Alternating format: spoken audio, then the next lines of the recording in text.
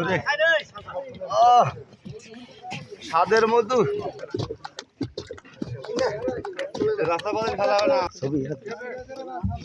আমরা দুধবেড়া গ্রামের জনগণ সাধারণ জনগণ মিলে এই ভেজাল মধু আমরা ধরেছি, আটকাইছি।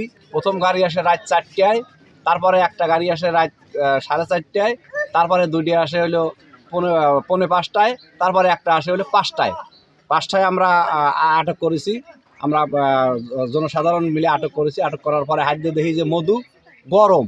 আমরা গাড়িওয়ালাকে এগুলো কি করলে মধু কে হাত দিয়ে দেখি মধু গরম, মধু গরম কে স্যান্ডেলিনা সো রূপচর্চায় আভিজাত্য। তখন করলো যে এগুলো তৈরি করা মধু। কিভাবে তৈরি করা মধু?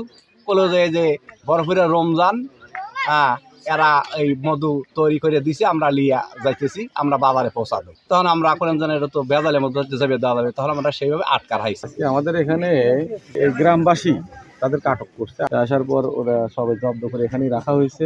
পরবর্তীতে আমি থানাতে জানাইছি, জানানোর পর তখন সিদ্ধান্ত হয়েছে যে কখন আসবেন ওনারা, আসার পর কি সিদ্ধান্ত হবে এটা জানা যায়নি। এখানে সিএনজি যারা চালায় আর কি, তাদের বাড়ি এখানে।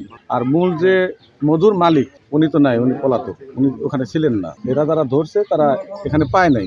না, এখানকার যারা নেতৃবৃন্দ আছে বা গ্রামবাসী আছে সবার সুপারিশেই তাদেরকে আপাতত ছেড়ে দেওয়া হয়েছে, কিন্তু তাদের বন্ড সই নেওয়া হয়েছে। যে কোনো সময় ডাকলে তারা এখানে উপস্থিত। এই গ্রামের লোকজনই বলছে যে, এবং তারা আমার কাছে একটা লিখিত দিচ্ছে যে কোনো সময় আমি ডাকলে তারা হাজির হবে। বিশেষ করে এই ক্ষেত্রে যেহেতু তাদের কারখানাটা কোথায় তৈরি করতেছে, এই তথ্যগুলো নিয়ে তারপরে করা হবে যতটুকু কর্তৃপক্ষ ব্যবস্থা। মনিটরিং এ থাকবে, যেহেতু এটা মোবাইল কোর্টে হচ্ছে নিয়ম হচ্ছে যেখানে সামনে পাওয়া যাবে যেটা সেটাই করতে হবে। অন দ্য স্পটে পাওয়া যায়নি, তবে যদি অপরাধীকে পাওয়া যায় এবং অপরাধ স্বীকার করে সেক্ষেত্রে বললাম পরবর্তী যে আইনগত ব্যবস্থা আইন শৃঙ্খলা বাহিনী যথাযথ পদক্ষেপ নেবে।